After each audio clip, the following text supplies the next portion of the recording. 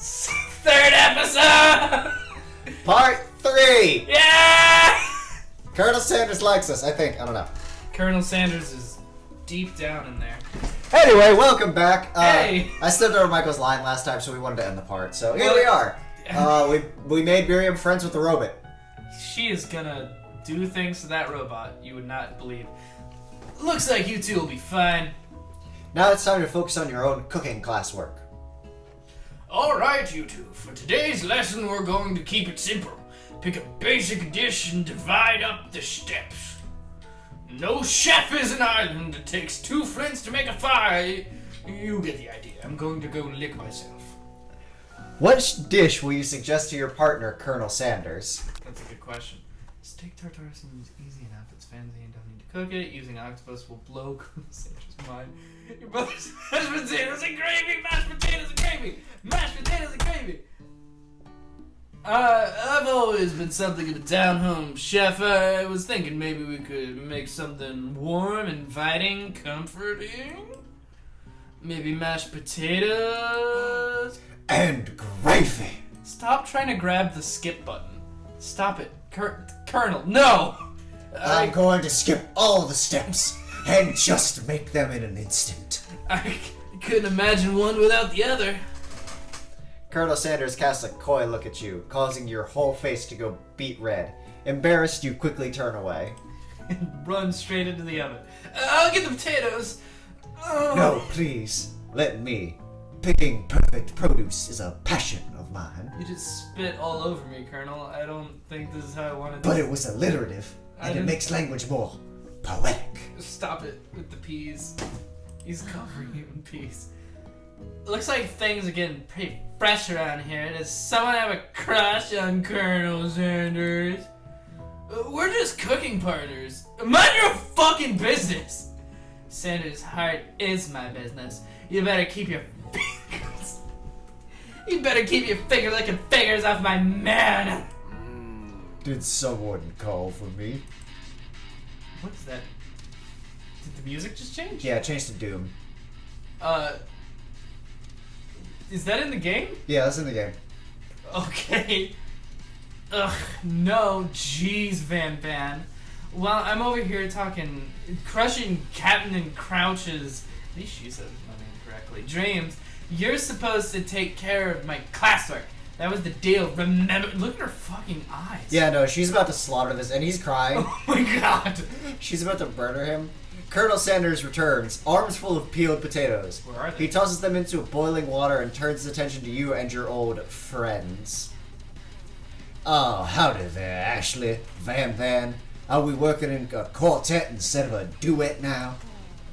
Actually, no. It looked like Captain Crouch was struggling, so we offered to give him a hand. You know how it is, these young amateur chefs need a lot of mentoring.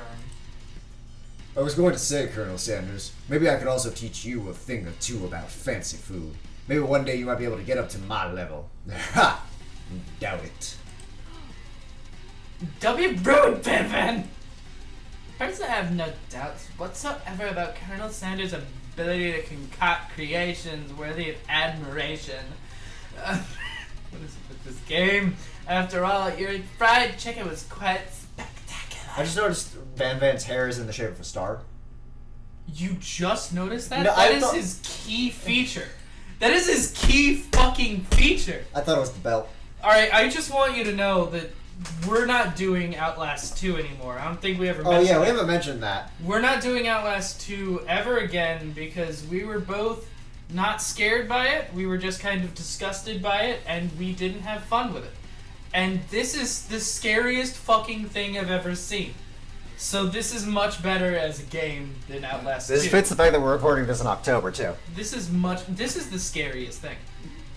But, Colonel, if you ask me, I might make a better partner for you than this thing that has positioned itself at your station.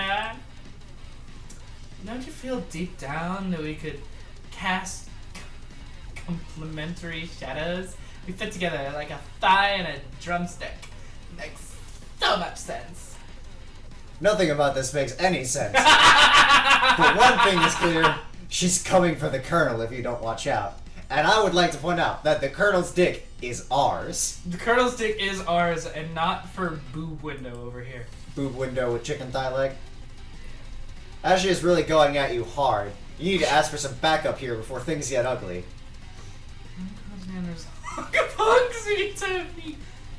Turn to Miriam, your forever bestie, who has always had your back. We haven't given Miriam a chance in a while. Let's go to Miriam. You turn to Miriam, and as soon as you find her, she senses it and looks back. This girl's friend in need radar is second to none. She immediately comes running over. Is somebody threatening my friend? I will destroy them! Oh my god, it's fucking Attack of Mars. Okay. I actually think that Ashley and Van were just leaving. I will go Super Saiyan if I have to! What is happening with her skirt? With Miriam's? Yeah. She's going Super Saiyan. Oh, the wind, of course. It was, yeah, of course. Living in the dust, vis-a-vis my skills as a chef, perhaps, but stepping away from the competition, you are sorely mistaken. Miriam, you're a lovely friend, but Captain Crouch is my partner for today's activity. Alpha, bitch. You look for Sprinkles and hope that he might step in, but he's nowhere to be found. Darn those cute corgis and their short but sturdy stature. You look down at your station and realize that, in the tension of the moment, your hands have been cooking on autopilot. Distracted by the drama, you've already crushed the boiled potatoes into a perfectly creamy mashed texture, with plenty of butter and cream for flavor. It's as if your natural passion guided you through the steps you know so well while your attention was elsewhere. Oh, Colonel's gonna have a field. I know just what to do. Grab this skip button. Colonel Sanders extends his hand. He's holding a beautiful white porcelain gravy boat, out of which he pours a smooth brown gravy, smothering your nearly finished potato dish. Gravy flows down the mound of mashed potatoes. The results look spectacular. Granny would have been proud. Colonel Sanders holds a spork out to you. You reach out and grab hold of it, but he doesn't immediately let go. The two of you stand holding the same spork. And for that small moment, all of the madness and pressure in this crazy world stops. Your eyes lock. The moment is electric. Time stands still. You are like getting in the red every time you get close to that microphone, buddy. I'm aware. If you love something, set it free. Don't set me free! I will let loose my penis. Yeah. Together you dig the utensil into the mashed potatoes and lift a heaping sporkful up. When you see Ashley with a sinister look, you know she's plotting against you to be with Colonel Sanders. And then, filled with rage and without thinking, you fling the sporkful of mashed potatoes right into Ashley's stupid, beautiful face. Van! Do something! Do something! Stop scooping up a fingerful, Van tastes the dripping mashed potatoes and gravy and realizes that it's delicious. Horrified by this revelation, he slinks away. Will he ever be able to cook something with so much love and integrity? Hold on right there, Captain Crunch. Do not waste food in the broom cooking arena. Colonel Sanders, I expect better from you. If you throw one more spoonful, you both better be prepared to eat it from wherever it lands. Just tosses it straight. Can I ask Potato's face? Van rushes back over, a covered dish in his hand. Mashed potatoes and gravy, with gravy. Pathetic. In just a few minutes, I'm prepared a full meal. Gaze upon my specialty. Braised tentacle of octopus in my silkiest saltwater sauce.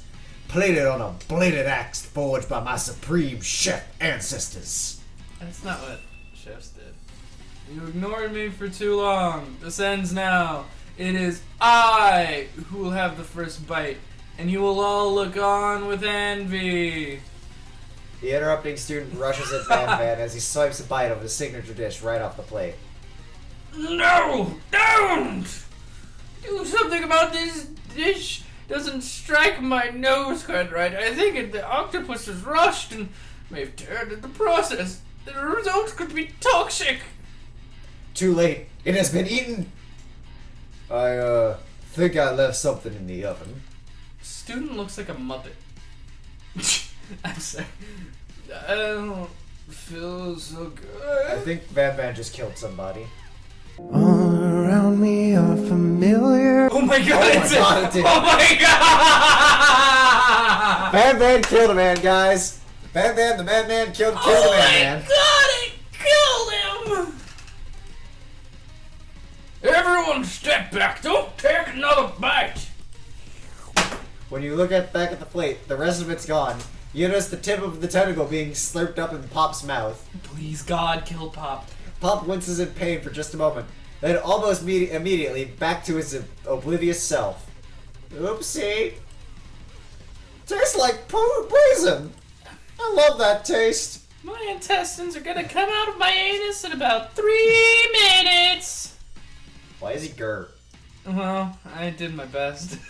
The entire class is gathered to watch Pop's final moment. Shock has frozen the whole crowd. They are motionless as statues. The class bell rings, disrupting the moment and snapping everyone back to reality. It would appear that Pop's enthusiasm for trying the new things, despite obvious danger, has inoculated him against poisons of all kind. I really hope that Student stays in this. He's a much better character now. I'm not sure the professors here make enough money. No professor makes enough money, buddy. That's true. Hello? I just turned into a ghost over I here! love how it's a ghost of student. See, that means that there's more ghosts to come. That's we can fair. kill even more people. Oh my god, yes. Seeing that you're shaken up by that really annoying student and all his nonsense, Colonel Sanders approaches you. I'm sorry I had to go through that. Please, let me walk you home. Just wanted the audience to feel what I just felt. What? Like, for real? Oh, come on! You follow Colonel Sanders out of the room. At night, the school building has taken on another vibe entirely. No. It's dark and more than a little spooky. There's a ghost here, guy! Colonel stands in the quads in neon glow and speaks softly. Those mashed potatoes you made in class today. Before you go on, I want you to know they're not a great representation of my skills. I didn't even realize I was making them. They were amazing. Tasting them, it reminded me of why I became so passionate about food to begin with. I totally meant to do that. Colonel Sanders is getting choked up. Cooking is obviously important to him in a way that you find inspiring. Now might be the perfect time to tell him you're developing feelings for him. Colonel Sanders? Yes, Captain Crouch. There's, something I need to tell you. Hold it right there. You're a murderer. There's something I need to tell you first. I killed the man, and I don't feel great about it. Mama! Ooh. Or keep going before someone kills us. Oh, jeez. You see, when I was just a boy, I had this dream that one day I would be the greatest chef in the world has ever seen. Is this gonna be a musical number? I don't know. And every day since, I've been working towards that dream. Day and night. Never stopping, never resting. Also lifting a lot of weights. Like, so many weights. Oh my god. We should follow our dreams with all our hearts, that our souls may grant them like wishes floating on a shooting star. Hey, no, you... Shut up! I'm the one here to say inspirational stuff and be the star of the story. He does have a star in his hair. Are we forgetting that your cooking literally killed a guy? All around me are familiar. You can't prove that! I was there. I also saw that you killed that guy. What was his name? Somewhere in the distance you hear a long, sad sigh. Familiar. Forget him! We're talking about me! Me! I'm the hero. Oh! The Spark Monster is here to fight a hero! I think I left the fridge door open. Later, nerds! Bye! How dare you threaten me just as I was letting down my guard and connecting with another chef on an emotional level? Be afraid! Be very afraid of me because I'm a monster! You see? Yeah, I'm like full of mashed potatoes and stuff. See? Rhyming on purpose, or is that a coincidence? Before you can discuss syntax any further, it's a turn-based fight sequence! Oh god. What will you do? Jason, you're better at this than I am. I will attack. Which attack will you use? Cook with love! Cook with love does 1 damage. It just got real! He's got 100. This attack really upset the Spork Monster. Spork Monster goes in the attack. They spit hot gravy at you. Oh, I did You not take like 1 that damage. sound effect in my ear. It worked last time, right? Cook with love does 1 damage. Spork Monster won't forget this. Spork Monster is really feeling threatened by your attack. Spork Monster focuses their mashed mind and draws in energy from Mother Earth itself. Oh god, he's making a spirit bomb. Is this a beholder? I think so. They grow larger and more intimidating. How will you respond? You decide to go on the attack. Which attack will you use? I have Cook 1 with- attack. Stop asking. At this rate, this festival will probably be over before this fight is. Spork Monster is no quitter. Buffed up and ready to rumble, they go on the attack once again. Spork Monster uses Utilitensile. You take 2 damage from the attack. If you take much more damage, you're not going to survive the battle. I guess defend? You decide to defend. Which defense will you use? Trepidation! You curl into a ball. I'm not gonna... Feeling vulnerable, Spork Monster prepares for its ultimate attack. Rounded Edge. Vile villain, your reign of terror stops here. Colonel Sanders summons the energy of 1,000 chickens! It's like at least 1 horse. Pot Pie Power Pinch! Oh my god. Pot Pie Power Pinch does 10 damage. Spork Monster is defeated. You saved me. An injured Spork Monster spews steam into the night. What should we do? We've got to be on his good side. Spare this wretched beast. You manage to tamp down in your disgust at the sight of this gnarly beast, and long enough to realize that he is still a living creature, with a pure soul who deserves your pity, not your wrath. I don't know about... He tried to stab us. Be gone, beast! And don't you dare come back with a follow-up encounter tomorrow! God damn it. I hate it. I hate this, Jason. I won't forget this, and I certainly won't be back, like you said about that thing tomorrow. The Spork Monster scuttles off into the night. The defeated monster left behind a special item. It appears at first to be a cookbook, but upon closer inspection, it's much more. It's a book of magic spells, with Oh a my golden God. chicken on the cover. You open the cover and find a library card tucked inside. The last name to have signed it out is Borko. Borko. That name sounds strangely familiar. Your blood is pumping as you stand in the quiet of the night, holding the mysterious book in your hands. As you come down from your battle buzz, you realize that your final attack has left you completely defeated. The world around you begins to fade. Without any energy to keep your eyes open, darkness overtakes you. The image of Colonel Sanders flashes before your eyes as you fall asleep. Whoa! He must have helped you get home. In your tired state, you don't know if you could have made it without him. What a guy. You want to thank him, but you don't have the strength to utter a single word.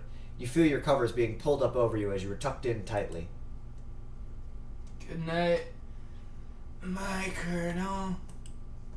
In your dream, you're together with Colonel Sanders. For some reason, Sprinkles is also there, instructing your love. Dreams are weird. Alright. Ooh. That seems like as good a place as any to... Yep, you awake on day 2. Alright. That is the end of this episode. Boy, howdy, that was a lot. A lot happened in the first day. A lot happened in our first day. We fought a spork monster. A kid died.